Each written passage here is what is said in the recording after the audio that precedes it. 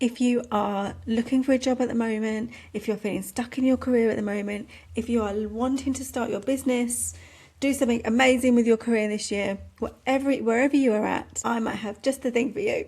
I am Emma, my business is Be Unstoppable, and I help create Humans Resource, which is all about helping you have your biggest impact in your career sustainably. And over 5 days, 5 live sessions, I am sharing tips from 5 years of self-employment. I hit my business anniversary last week and I learned some stuff along the way. I thought I would come and share with you some of those things. So this is day 4, and today I am talking all about authenticity. What a buzzword. Oh, it's such a buzzword. We should be authentic, bring authentic selves to work, bring your whole self to work. It's nonsense. Bringing your whole self to work is nonsense. Authenticity is not nonsense. Before you're like, what? I should be authentic. Yeah, you should be yourself. But let me get into it.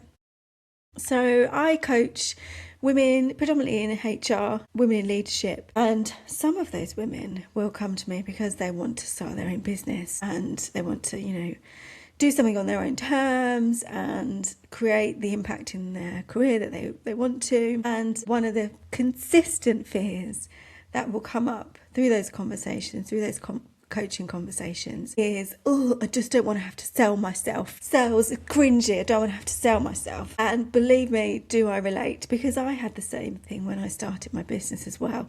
The thought of selling myself was horrible. I still don't like sales. I'm a terrible saleswoman. I do such a bad job of it. It's not for me. Sales has the potential to make me cringe so hard. It's ridiculous. So I understand the prospect of selling yourself. It is not a fun thing for many of us, myself included. So I've had to work on, how can I frame this differently so that I can feel okay and comfortable with making money? Because I got bills to pay, like we all do. And one of the things that stuck with me in my own kind of learning throughout this whole thing is that I'm not for sale. When you work with me, you don't get all of me. You get the parts of me that I decide you get to have. You don't get to have all of my experience all at once. You don't get to have all of my deepest, darkest thoughts, dark thoughts. Like, you don't get to have access to every experience that I've had in my life. You don't get access to my body. Like, I am not for sale. I'm not for sale. So the concept of having to sell myself, I'm not having to sell myself. When I talk about my work, I talk about the impact that it can have. And I talk about my skills and experience. My skills and experience from a work context is such a small, minimal part of me. There's so much more to me than the bit that you get when you work with me. And I think the same is true whether you're employed or self-employed, right? When you're going for a job, they don't get access to all of you. For some reason, we correlate going to work with like, I got to sell myself, I've got to be here like hours. No, that's not, in my world, that's not how work should be. You don't have to give all of you. You don't have to spend all your time there. You don't have to let them take the time that you would normally be spent with your family. They don't take away your hobbies. They don't get to experience all of you, whether you are a business owner or whether you are employed in-house. So you are not for sale. Whether you are selling yourself in the sense of wanting to gain clients or going to an interview and selling yourself, just scrap that as a phrase, because you're not for sale. When you go to work, when you work with someone, they get to benefit from your experience, your wisdom, your lived experience, your qualifications, all the reading that you do, all the learnings that you've done through the conversations that you've had, all the webinars you've attended, all the times you've invested in yourself. That's what they get to benefit from. And in any context where you're employed, self-employed or not, someone is getting the benefit of all of that. So it's not about it's not like, there shouldn't be any power imbalance of like you're selling yourself to someone. That person is getting to benefit from all the things that you've done to get yourself to this point, which is incredible. So it is a value exchange. in return of paying me a salary,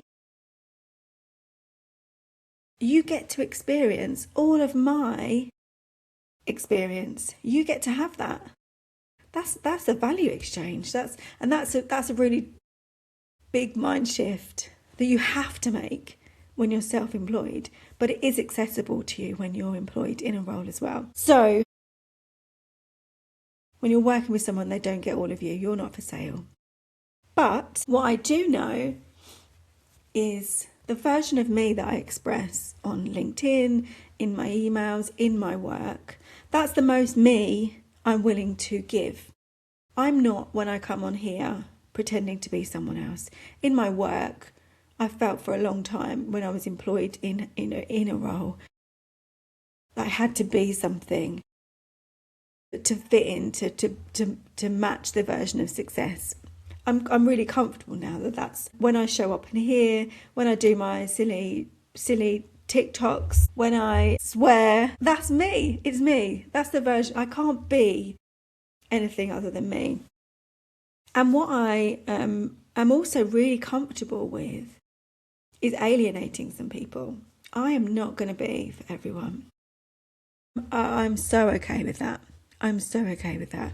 Some people will think I'm an absolute idiot. I'm okay with that. That my humour, what place does that have in a professional setting? That I run an event with disco balls and giant pandas. Like, what's that all about?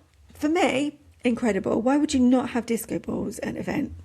Like, I am constantly baffled that I get to be a grown-up with a business, with the kind of business branding that I've got. It's amazing. It's fun for me. I enjoy it. Fun is a really big part of what I do. So why would I want to do anything different? But I will not be for everyone. And I am 100% okay with that. And because I'm not trying to be all things to all people, that means that I get to work with the right fit people for me.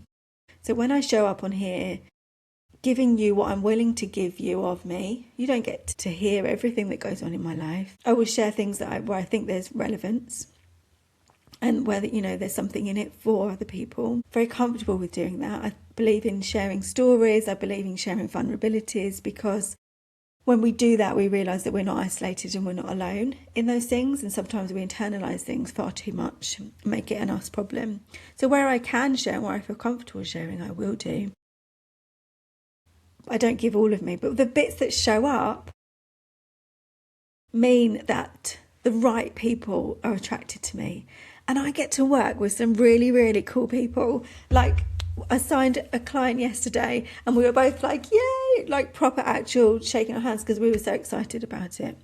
Clients that give me the tingles. I get tingles when I'm really excited. Clients where you just know that it feels really good and there's chemistry.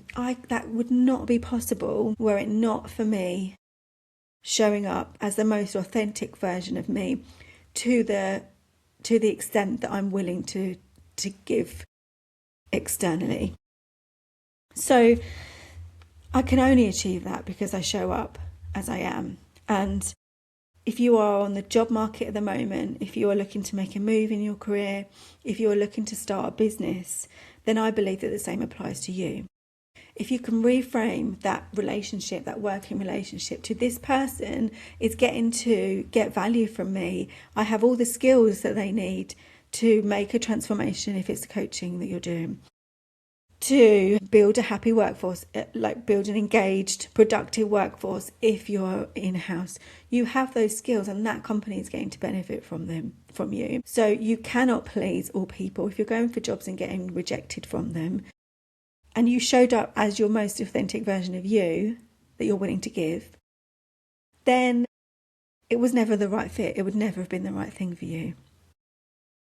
I truly believe that. And that's really hard when you're in it and you're looking for jobs and you're looking for business and you're worried about paying the bills and all of that kind of stuff. Anytime you try and shift yourself into some version of who you think you need to be to pay the bills, that's going to lead to a misalignment. You're not going to be happy and it's not going to be sustainable. Sustaining yourself in a job like that, an environment like that, is not going to be sustainable. It's not going to be possible in the long.